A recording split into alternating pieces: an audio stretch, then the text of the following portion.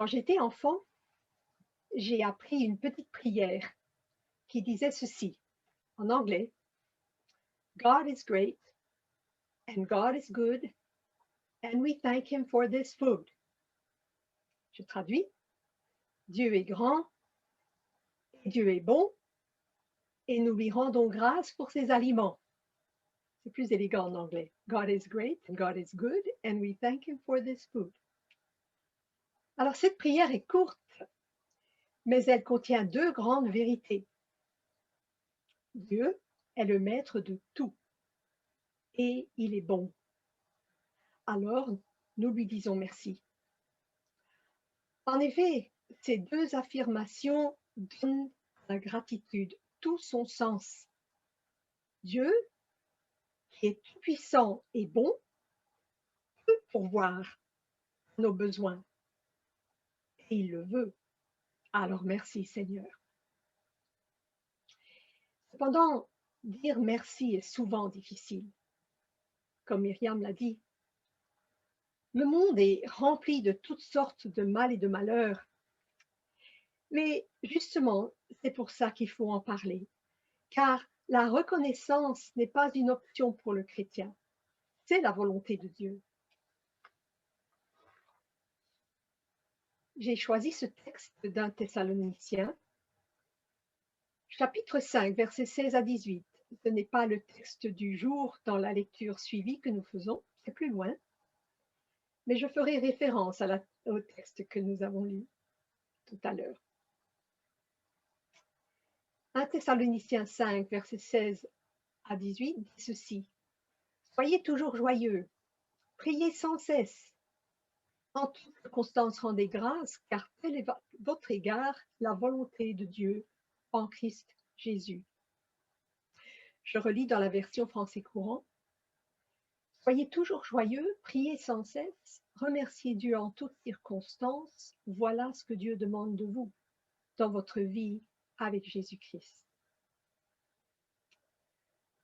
On note tout de suite que la gratitude est très liée à la joie et à la prière, et qu'ensemble, elles font partie de ce que Dieu veut de notre part. Je vais parler de la gratitude. Mon message s'intitule « Un cœur reconnaissant ». Mais, comme vous verrez, je ne pourrai pas éviter les deux autres éléments. Remercier Dieu en toutes circonstances. Est-ce que Paul est sérieux en disant cela? On n'a qu'à lire ses lettres pour se rendre compte qu'il est parfaitement sérieux.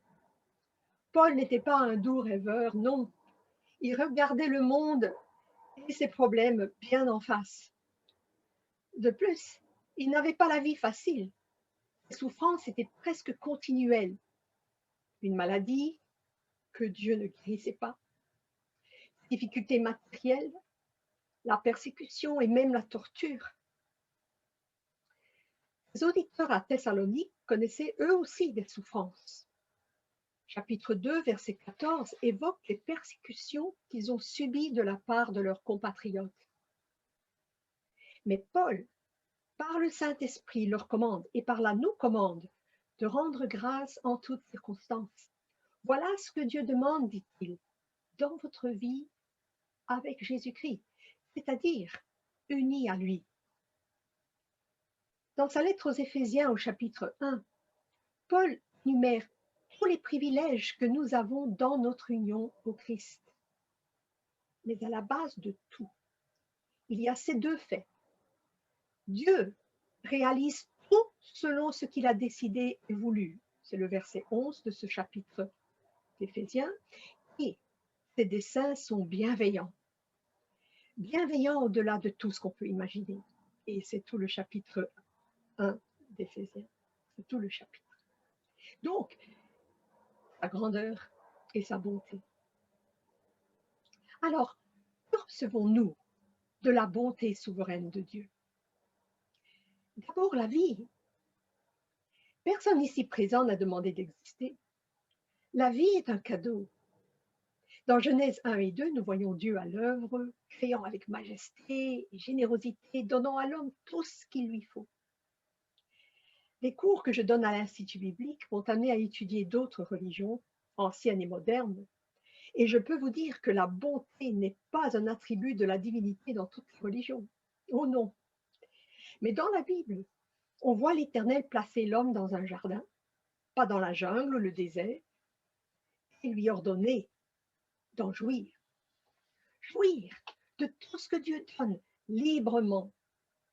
Paul dit que tout ce que Dieu a créé est bon et doit être reçu avec reconnaissance.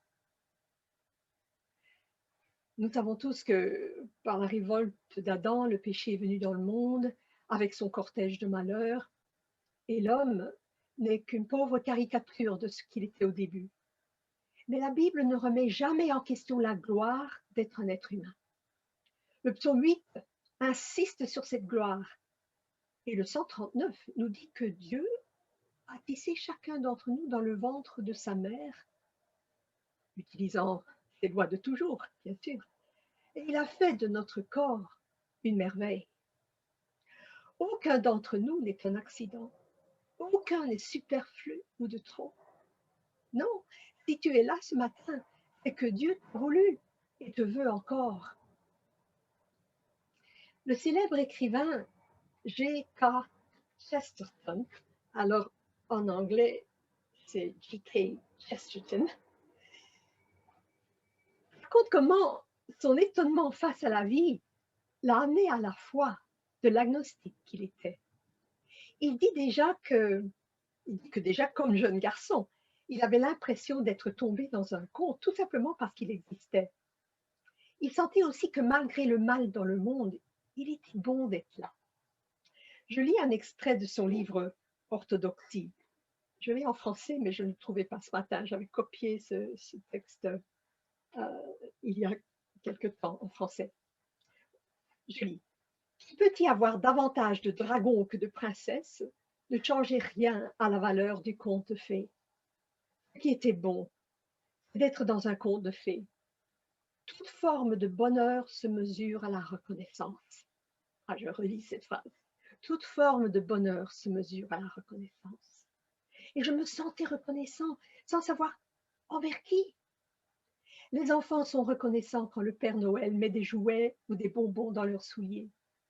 Comment aurais-je pu ne pas lui être reconnaissant de m'avoir donné 2 jambes miraculeuses? Nous remercions des gens qui nous offrent des cigares et des pantoufles pour notre anniversaire.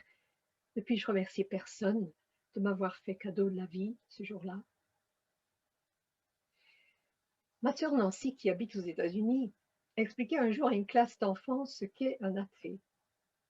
Les athées, disait-elle, ne croient pas en Dieu. Un jeune garçon s'est exclamé alors, mais à qui disent-ils merci?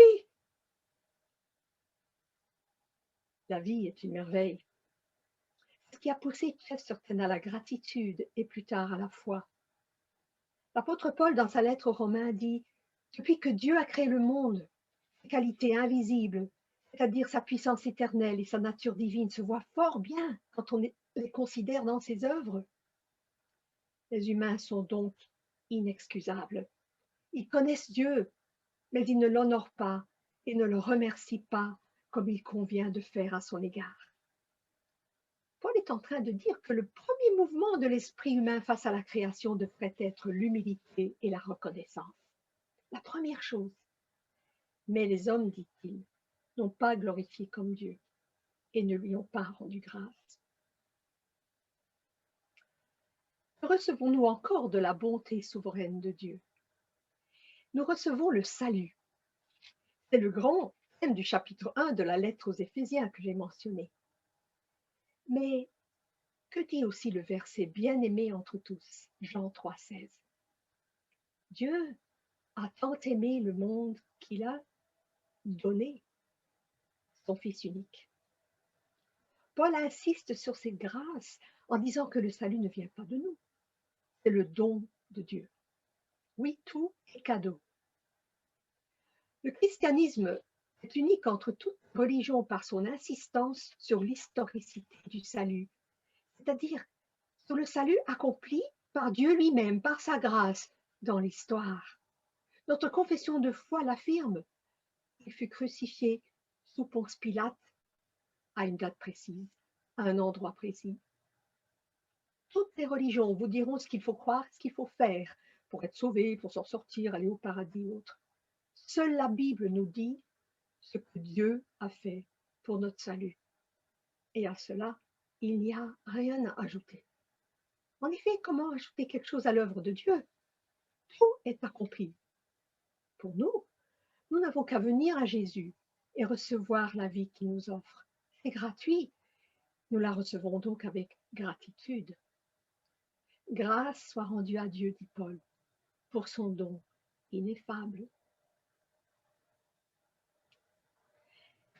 La bonté souveraine de Dieu fonde la création et les actes de Dieu dans l'histoire, elle fonde aussi notre espérance. C'est un troisième cadeau. Et ceci est capital parce que, bien que nous ayons reçu le salut de Dieu, nous avons à vivre maintenant, aujourd'hui, dans un monde où la méchanceté et le malheur persistent.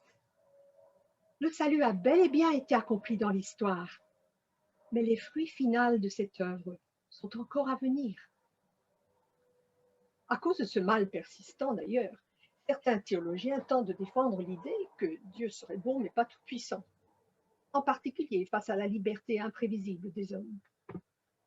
Mais leur Dieu n'est décidément pas celui de la Bible. Du début de la Genèse jusqu'à la fin de l'Apocalypse, le Seigneur se révèle comme roi. Il est au ciel, dit le psalmiste, il fait tout ce qu'il veut. Il n'est pas tombé de son trône lors du déluge et de la destruction de Sodome et Gomorrhe, ni même lorsque son peuple fut déporté à Babylone et Jérusalem détruit. Bien au contraire, c'est lui qui a fait venir ces désastres. Et lorsque son fils est mort à la croix, par la décision et la main d'homme responsable, c'était son projet qui se réalisait. Affirmer la bonté de Dieu sans croire qu'il est le maître nous enlève toute espérance. À quoi sert-il en effet d'avoir un Dieu qui compatit nos détresses mais ne peut rien faire contre le mal? Mais la Bible nous présente un Dieu fort, que rien ne surprend ni ne déjoue, un Dieu qui sait et qui peut tout, qui mène tout à bonne fin et qui nous tient dans ses mains. Je pense à mon frère David, qui ne pouvait plus marcher pendant les 10 dernières années de sa vie et qui allait jour après jour vers une paralysie complète. Dans cette souffrance, était-il entre les mains du mauvais sort, de la malchance, du destin ou du hasard? Ou bien était-ce Satan qui avait le dessus? Mais Satan n'est qu'une créature. Il ne peut rien faire sans la permission de Dieu, comme nous le montre si bien le livre de Job. Lorsque Paul parle de sa maladie, il dit que c'était comme un messager de Satan destiné à le frapper. Mais en fait, c'était Dieu qui l'avait permis. Et c'est à Dieu que Paul s'adresse pour que sa souffrance lui soit enlevée. Ma grâce te suffit, lui a répondu le Seigneur. De même pour mon frère. Il se savait entre les mains de Dieu seul. Mais ce qui constitue le cœur de notre espérance, je vais lire ce que Paul écrit aux Philippiens, chapitre 3. Il dit ceci: mais nous sommes citoyens des cieux, d'où nous attendons que vienne notre Sauveur, le Seigneur Jésus-Christ. Il transformera notre misérable corps mortel pour le rendre semblable à son corps glorieux, grâce à la puissance qui lui permet de soumettre toutes choses à son autorité. L'avènement du Seigneur, voilà ce que nous attendons. Il remettra tout à neuf. Voilà sa promesse. Le salut, nous l'avons reçu, mais il sera complet lors du retour de Jésus. Même la création, dit Paul aux Romains, chapitre 8, attend ce jour-là. Elle aussi sera libérée tout entière des forces qui la détruisent. Notre résurrection est garantie parce que Jésus nous a précédés. Il a vaincu la mort. Il donne la vie à tous ceux qui s'attachent à lui. La résurrection est le triomphe de l'œuvre de Jésus. L'Épître aux Colossiens présente la croix comme une bataille qu'il a gagnée. En d'autres mots, La mort n'est pas considérée comme normale par Dieu. Bien sûr, nous sommes poussière, mais ce n'est pas notre destinée. Dans la Bible, la mort n'est pas atténuée ou niée, comme dans certaines religions ou philosophies. Non, c'est un ennemi, notre dernier ennemi, dit Paul. Jésus l'a saisi à bras-le-corps, pour ainsi dire, en traitant le problème à sa racine, le péché qui nous sépare de Dieu.